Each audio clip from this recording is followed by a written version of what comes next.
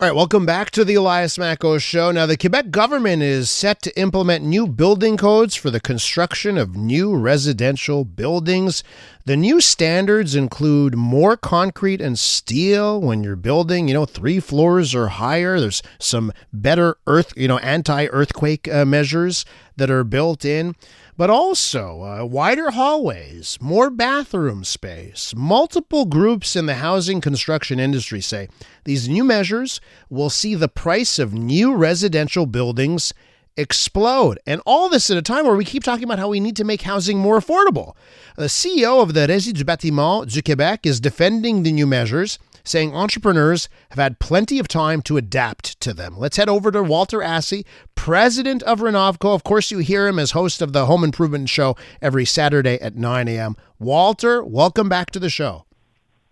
Hello, Elias. How are you? I'm doing great, and I just want to point out you've done some work for me in the last few weeks. You guys at Renovco have been so spectacular, so a shout out to you and your team, Walter. What's your take here on these new building codes? Is the government right here? Hey, you've had plenty of time to prepare. Will this increase the cost? How do you view all this? There's different ways to look at this. One of them would be complete mental laziness from the government. This is a case of the many badly serving the few, not serving the few, unfortunately. Mm-hmm. And I'll give you a small example on the logic. If we take the wider hallways, bigger bathrooms, and everything else, this is really made for people with mobility problems. Mm-hmm. Okay, so the logic of the government is about 20% of the population have some kind of mobility problems. So why don't we blanket solution this to everyone? And now all the buildings that we're building have to have wider hallways, bigger bathrooms, which means really smaller square footage in apartments or more expensive construction costs, because now, all of this is going to be translated to the buyer. Now, the contractor can adapt to anything. So, when the Régie des Bâtiments say contractors have time to adapt, yes, we do have time to adapt. We adapt to the new laws and we have to apply them.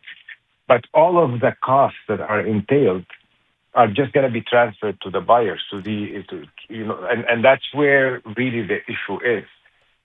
So if you want to just dissect it down into something a bit more logical, 20% of people have mobility problems. Have we screened what the mobility problems are in percentage-wise? Are they all wheelchair-bound? Because the idea is we want to have accessibility for wheelchairs.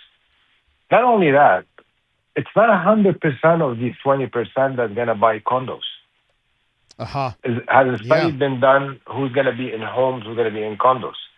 So that will decrease drastically the percentage as the study goes deeper and further. And then from the same token, why 100% of the buildings have to be this way? We can have dedicated floors. For example, if a building has 10 floors, we'll do one floor that is dedicated for people with reduced mobility.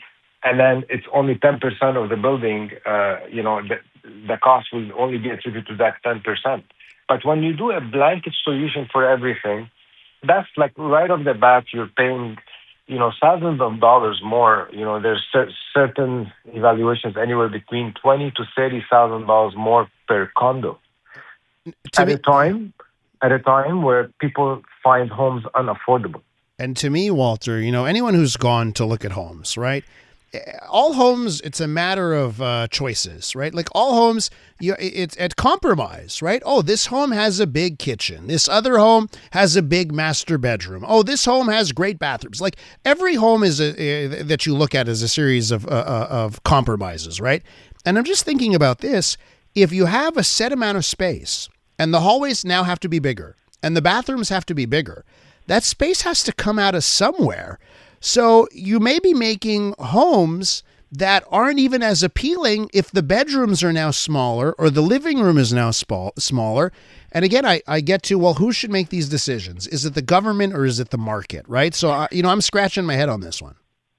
Well, my understanding is, luckily for now, the laws are applying for buildings and not for homes. So in this case, which leads you to a bigger problem, because in a home you can always retrofit the home to the way you want. You can have dedicated subventions, and that's what the government has right now. So they can do certain subventions for people with mobility issues and pay them as such.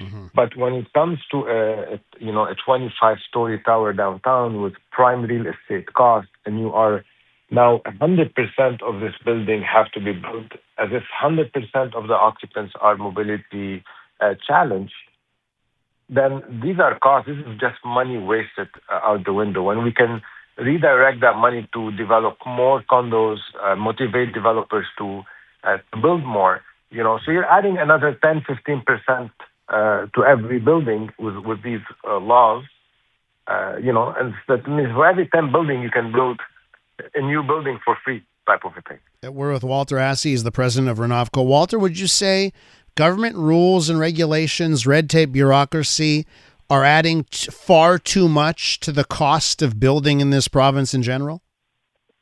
It's a perfect right hand doesn't speak to the left hand scenario. Okay, we do have housing prices. Everybody agrees on that. We have affordability issues. Everybody agrees on that.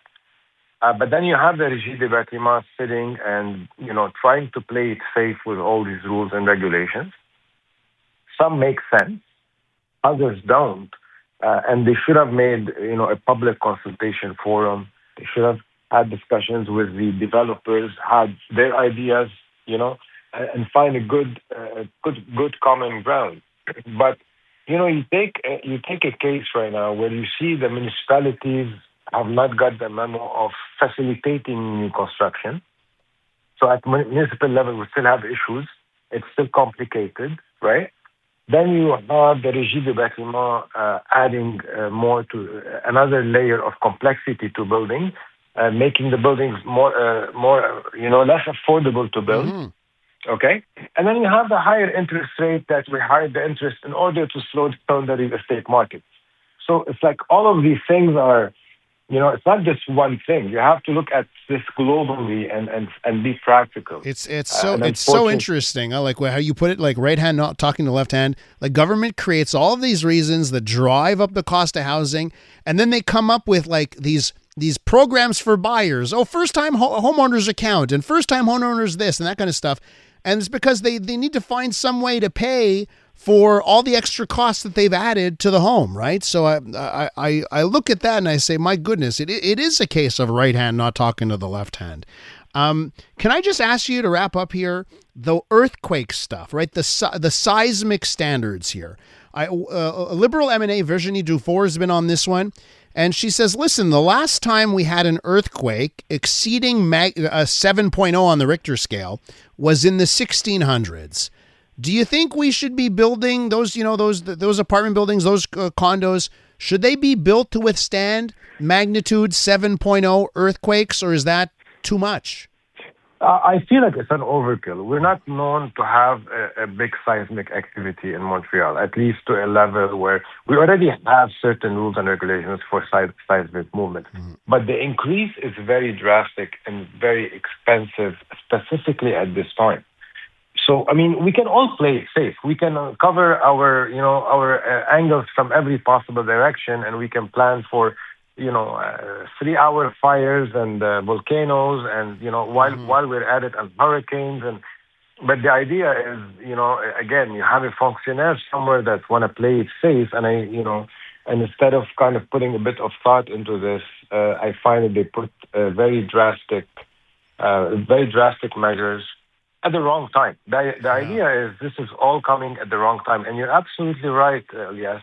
They're giving money from the left, but they're taking it back from the right. With all these regulations, whatever money they gave, that condo is going to cost you $15,000 to $30,000 more to buy just because of these rules and regulations. So is it really giving you money? I don't think so. Walter, listen, we'll leave it there. I'll direct all of our listeners to catch you Saturdays, 9 a.m. on the Home Improvement Show. Thanks so much. Thank you, buddy. Walter Assi, president at Renovco. The newest tracks. Let's go. New music. And the next big thing. Always on the new music first. Your first place to hear it all. 'Cause you gon' like it, love it, wanna play it twice. Playing now. iHeart New Music. Your digital station for brand new drops, fresh finds, and tomorrow's bangers. Powered by North by Northeast Music Festival. Taking place June 10th to 14th across Toronto. iHeart New Music. Stream now, online, on your smart speaker, and preset on the free iHeartRadio app.